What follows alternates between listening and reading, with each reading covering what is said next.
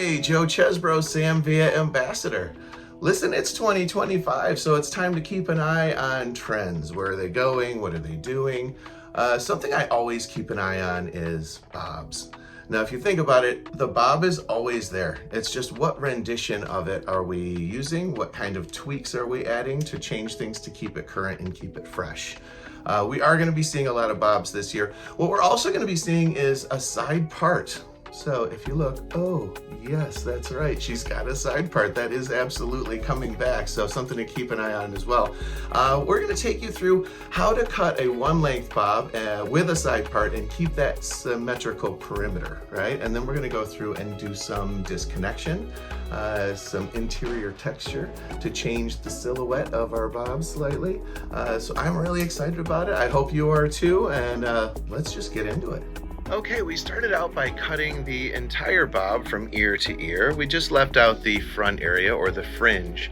We're going to drop that down and comb it into natural falling position, and that's going to set us up to push that hair from one side to the other in order to keep our perimeter even on both sides.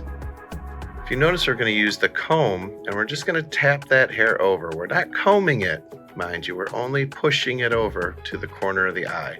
We're then going to use our Sam Via comb with our wide teeth, and then we're just going to stabilize that hair and guide it down to its cutting position, and we're cutting a straight line. All right, now we have our one length bob cut. We're going to start to break this down using our horizontal breakdown. Horizontal breakdown puts the hair into 5 areas of the head. It's the side, top, crown, back, and nape. We're going to start in the nape. We're going to use our reversible blending shears.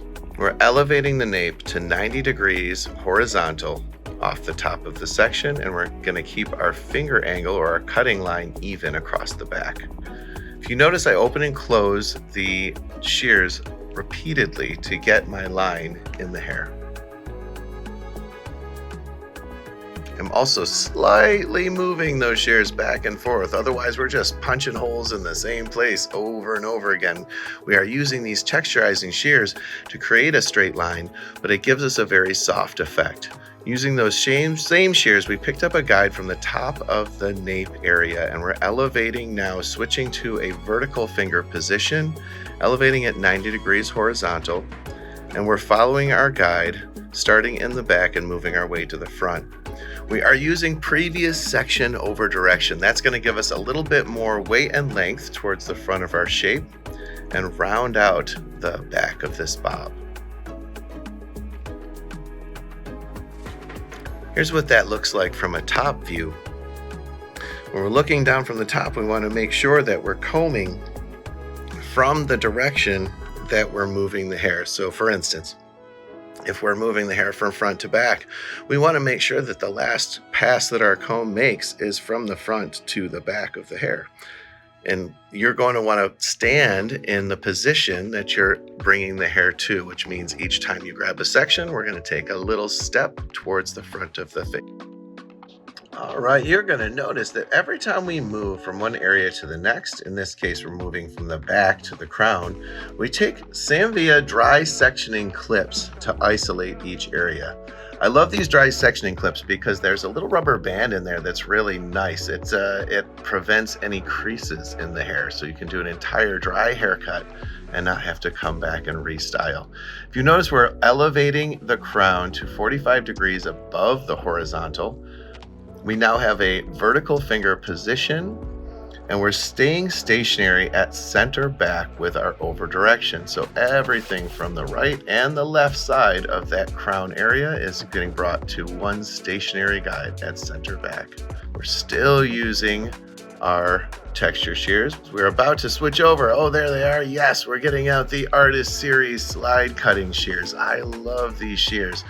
We are really only using them to establish that little guide in the front. What's the reason for that slide cutting shear there? It gives us a little bit of a softer line or a softer edge when we're creating that guide. I don't know if you've ever done this before, where you cut a guide and even after you blow dry, you go back and you can still see that sucker. Well, the slide cutting shears really help to make sure it's a softer line there for you. And we have now switched back to our texture shears. I'm just checking for symmetry and balance. And we're elevating those side areas. If you notice, watch this, I'm combing straight up, flat against the head. Once I bring that guide in, I'm now just rotating the comb once I have it at 90 degrees horizontal, and I'm holding it horizontally, just cutting off that front corner. It's going to give us a little bit of a soft face frame inside that bob. We're now releasing the hair on the top area, and we're going to still establish that same side part. And if you notice, the side part's going to come right up from the corner of the eye, to where that hair is pushing over to the opposite side. What I'm doing now is looking for the corner of the eye on the opposite side so I can establish exactly how much hair I want to bring in to cut this side swept fringe. I'm going to pick up that entire section. I'm taking one piece and I'm just going to create a little bit of a guide right at about that cheekbone area. And there it is. Now we're going to lift this hair up and over. We're going to wrap or lay the hair over to the opposite side of the head. And we just brought that little guide piece in. As soon as I see that little guide piece right there, I'm going to shift my finger angle to just give a little bit more of that length towards the back. And once again, coming in with our reversible blending shears to remove that hair. There we go, that's looking great, nice and soft. We're going to do the same thing on the opposite side just so we have a little bit of a balance from one side to the other. Establishing that length at the cheekbone.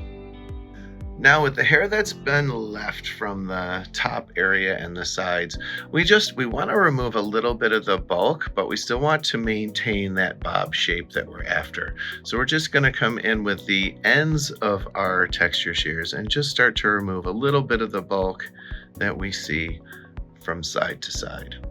All right, now sometimes we do have clients that have a lot of hair on the sides of their head or around the front, and that tends to look a little bit heavy. So we're taking the Samvia razor and we're going to do a fun little trick. I prepped the hair with some Redken shine spray, and what that's going to do is allow for us to do razor cutting on dry hair. If you notice, I'm weaving inside almost like I'm doing a foil. I'm not pointing the razor up, it's getting pointed down, and that's removing that interior bulk from that section. Watch this one more time. I'm looking for where that heaviness is. Once I establish that, I'm again going to prep the hair with some of our shine spray and just pick up the hair that I notice has a little bit of bulk in it. I'm making sure I'm leaving out enough for our perimeter. And watch this, we're going to hold that razor like a pen, right? And we're actually just weaving it and razoring down from inside. That's making sure that all of the bulk we're removing is totally invisible and it just collapses the shape for us. Now all we're going to be doing here is just tweaking that nape area just a little bit to make it a little bit softer. So we're going to utilize a surface razoring technique. This is one you're definitely going to want to practice a little bit. A little too much pressure and we could have some alopecia accidentia. From what I hear, there is no cure. And there we have it. That's our shape. All right, I hope you all enjoyed that as much as I did. A whole lot of fun. Listen, if there's any questions about any of the techniques that were done in this video, go ahead and drop the question into the comments and I will make sure to come in and answer any of the questions you might have. Make sure you continue to follow and subscribe to the Samvia YouTube channel so you can stay on top of all things hair. And if you want to see what I'm going to be doing, follow me at Joe_Chesbro on Instagram. All right, I look forward to seeing all of you again soon.